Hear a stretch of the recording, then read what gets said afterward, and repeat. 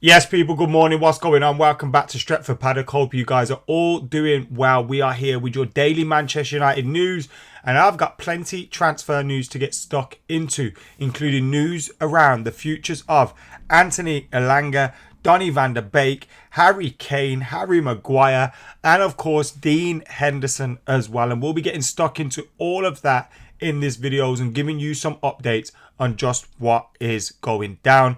Of course, I need you guys to do us a favour. We've got a big summer ahead here on Stretford Paddock. We're doing loads. Yes, we are going to be out there for the pre-season tour. We're going to be covering all the transfer news, all the breaking news, and much, much more as well. So do us a favour, hit that subscribe button, hit the like video, and get involved in all of our videos. You do us an absolute huge favour. Right then, let's get stuck into some of this transfer news from today. Well, it's just the news that's around Manchester United, not particularly transfers. It just happens to be that people are just talking about transfers. It's almost like the season's already ended and there isn't a Champions League. It's mad, isn't it? It's mad that the season's still going on. City could win a treble, but everyone just wants to talk about transfers and all that. It's mad. It's mad. But anyway, let's move on. Florian Pettenberg has been speaking about Anthony Elanga, and he says the 21-year-old can leave Manchester United this summer. Talks with RB Leipzig took place, but it's not advanced, and many other clubs have inquired about him. He's in the market. The price expectation is between 15 to 20 million euros, which I find a bit astonishing, to be totally honest with you. 15 to 20 million euros for a man that's already played at international level for Sweden, for a man that's played and scored in the Champions League, for a man that's played regularly for Manchester United. How some of these teams go about getting so much money for their younger players that don't even get first team minutes at times. Yet we've got Anthony Elanga, who we've developed, and we're ready to just give him away for 12, 15 million pounds, 15 to 20 million euros. It just seems really odd to me, and it seems like we're cutting ourselves short.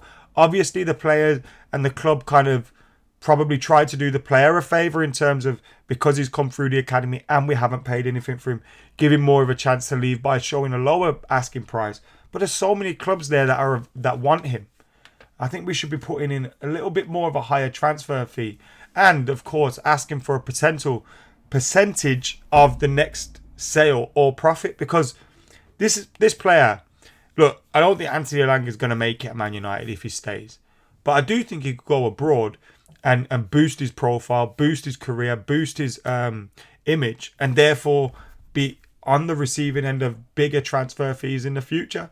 So Manchester United should try and recoup some of that in case that happens. But yeah, it looks like we're going to get 15 to 20 million euros for him. But he is in discussions with RB Leipzig, and there are other clubs interested as well. Plenty of clubs interested in Anthony Elanga. A good lad who's talented, who hasn't quite fallen for him in the last couple of year and a half. But there was a period of time where we needed him. Do you know what I mean? And he come through and he was a breath of fresh air. So good luck to him, whatever happens.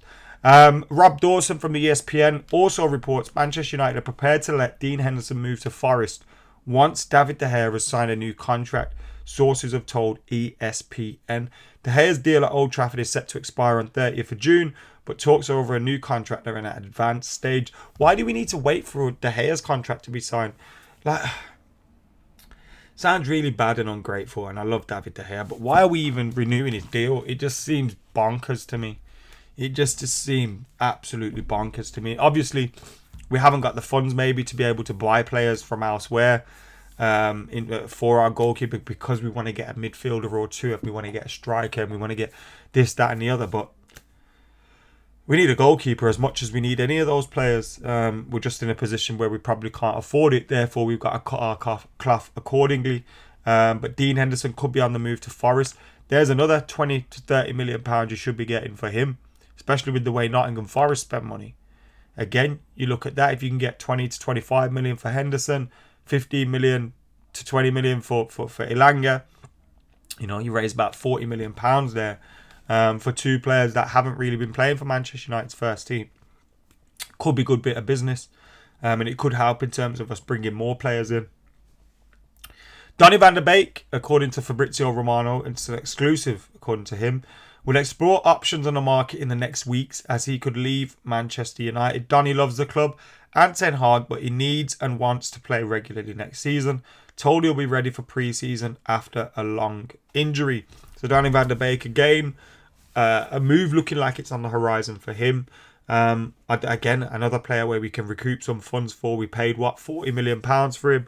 If we can get 30 million for him, 25 million for him, I think you take it. And again, as we keep talking, you look at, those transfer fees coming in, the Henderson, the Elanga one, of course, Donny van de Beek. We're going to talk about Harry Maguire later. If you can get decent fees for those players, it enables you to replace a few so that you can use a large chunk of your transfer fee budget on those key signings that you really, really do need.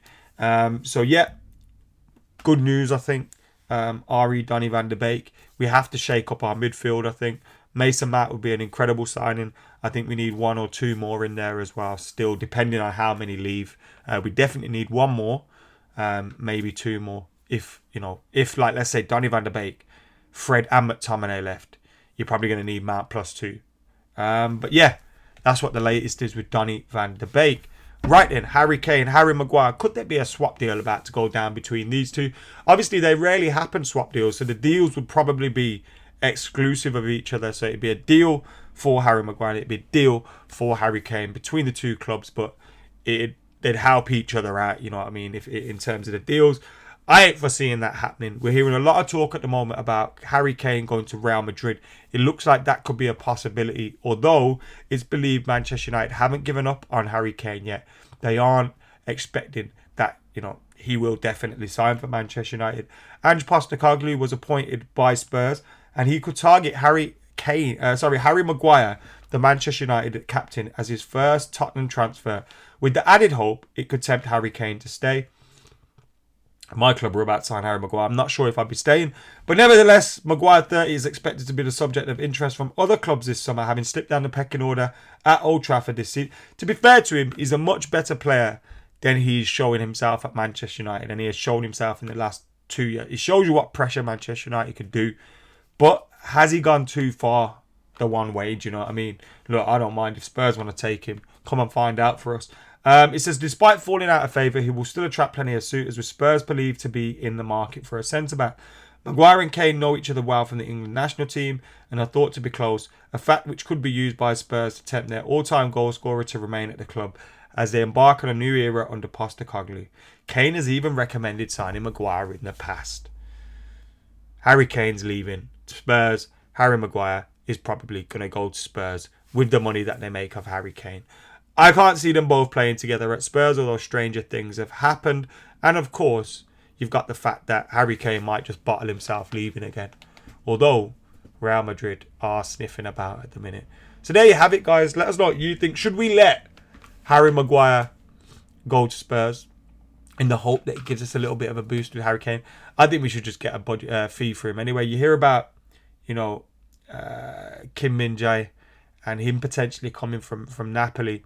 His fee, 40 to 50 million pounds. If you can get 30 million for Harry Maguire, 35 million, and then you can boost your defence by bringing in someone like Kim Min-jae for 10 million on top, I think that'd be a huge bit of business. Huge bit of business. But let us know your thoughts in the comments anyway. We'll be back very, very soon here on Stretford Paddock. But for now, I've been Adam McCullough. I'm out of here.